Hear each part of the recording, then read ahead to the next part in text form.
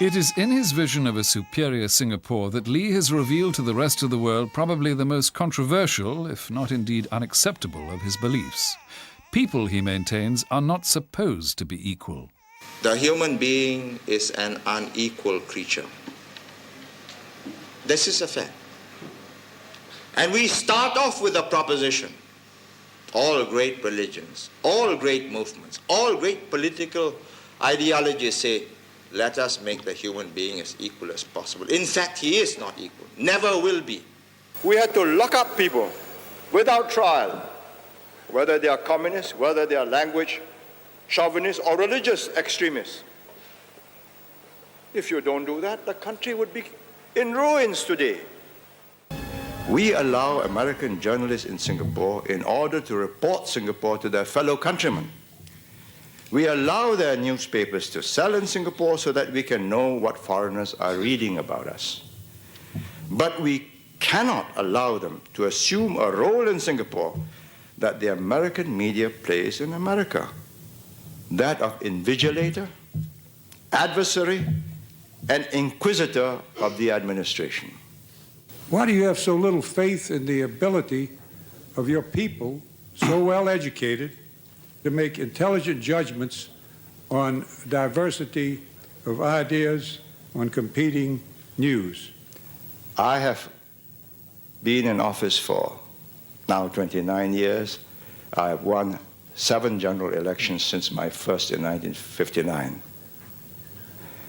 I think that qualifies me at least to be able to say that I do know Singapore better than the questioner. Few, if any, in Singapore had the boldness to challenge the authorities, knowing the serious consequences that could be anticipated. They all knew their Prime Minister ruled with an iron hand. Whoever governs Singapore must have that iron in him, or give it up. This is not a game of cards. This is your life and mine. I've spent a whole lifetime building this. And as long as I'm in charge, nobody's going to knock it down.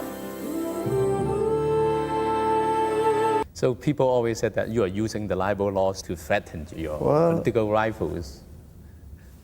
The same laws apply to me.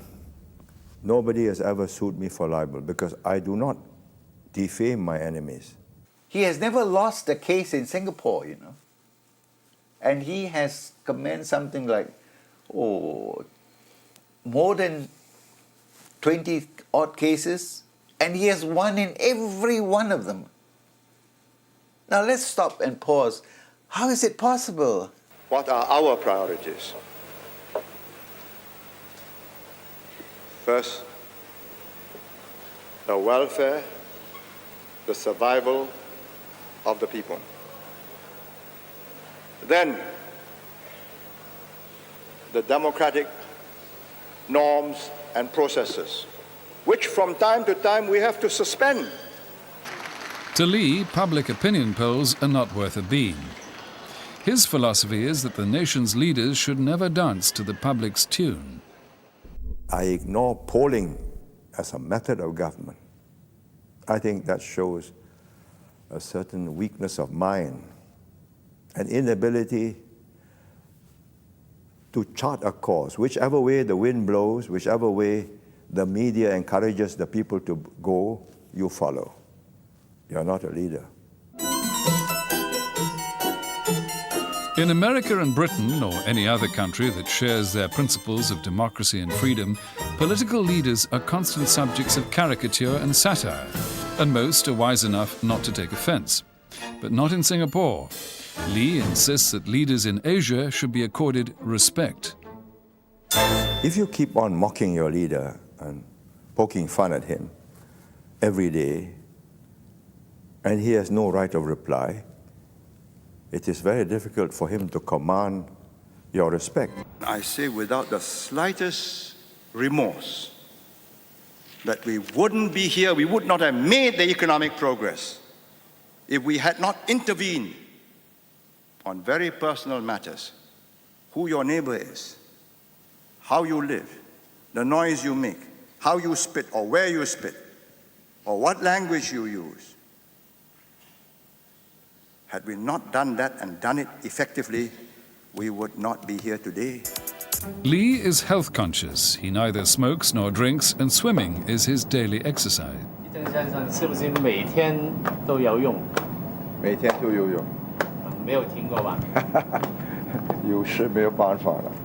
如果太忙的时候，怪不得你的身体那么好。一定要有运动才可以。有没有特别的养生之道？不要吃太多，够睡觉，够运动。好，工作也需要有兴趣。